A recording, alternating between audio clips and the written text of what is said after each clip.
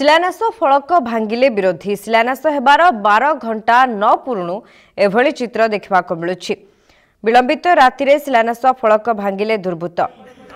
चित्रोत्पला नदीर बामपार्श्व नदीबंध कोरुआ ठारू राघवपुर पर्यंत 2 कोटी ऊर्ध्व टंका व्यय निर्माण हेबाकु थिबा रास्ता उन्नतीकरण कार्यर शुभ शिलान्यास पाटकुरा विधायक अरविंद महापात्र द्वारा करा जायथिला।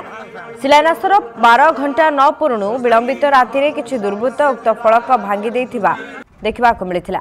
पाटकुरा विधायक अरविंद महापात्र द्वारा आरंभ होइथिबा विकासमूलक कार्य को सह्य करी न पारि विरोधी पक्षक एपरी फलक भंगा राजनीति को स्थानीय अंचलवासी नापसंद करथिबा बेले पाटकुरा निर्वाचन मंडली को एक विकसित निर्वाचन मंडली भाव में गढ़ी तोलिबाकू विधायक अरविंद महापात्र प्रयास को प्रशंसा करथिले।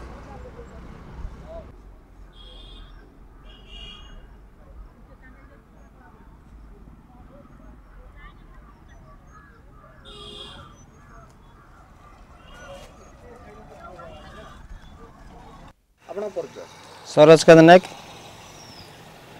जो फलक भंगा घटना घटी देखते बहुत दुखर कथा। काली मान्यवर विधायक आम कोरुआ ठारू मांडिया राघवपुर पर्यंत इरिगेशन डिपार्टमेंट भित्ति प्रस्तर स्थापन करते रास्तार, किंतु काली राति रे किछि असामाजिक व्यक्ति उक्त फलक को भांगी देइचंती। मान्यवर विधायक आज की 8 मास भोट पर जहाँ भी प्रतिश्रुति देते ताकू अक्षर अक्षर पालन कर लोक मान पूरा ग्रास रूट जाऊँगी जो जहाँ भी कमिटमेंट करते से तार प्रतिश्रुति से निजे पालन कर। तेणु विरोधी दल यही डेभलपमेंट कम ईर्षान्वित होगी से फलकटा गतकाली रात भांगी आम या दृढ़ निंदा करुचु।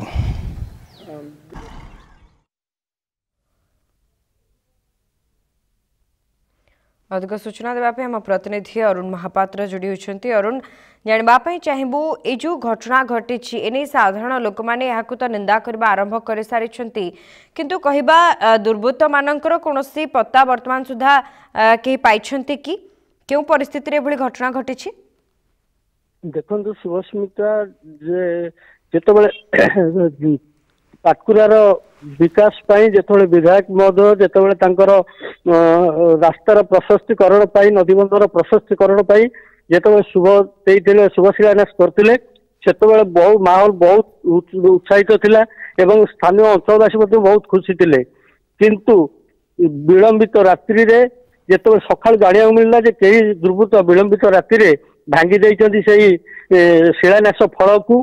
तेणु यही घटना को लेकर स्थानीय अंचलवासी घटना दृढ़ निंदा करछंती। तबे घटना रे वर्तमान कोनसी विरोधी संपृक्ति रहिथिबा सूचना रहुछि कि? निश्चित भाव में जहाँ कहवा कथा विधायक जो मैंने शुभेच्छु अच्छा समर्थक अच्छा से निश्चित भाव में विरोधी पक्ष उपर दोष लदिबा आरंभ करछंती एवं यह निश्चित भाव में एक दुखदायक घटना बोलिक परिप्रकाश पाई। साधारण लोकंर कहवा कथा जिते विकास कार्य में विधायक निजे सामिल अच्छा पाटकुरार विकास को आगू नवाक चेष्टा करें हिन्न उद्यम को स्थानीय जनसाधारण आगामी दिन में केवे क्षमा देवे ना परिप्रकाश पाई।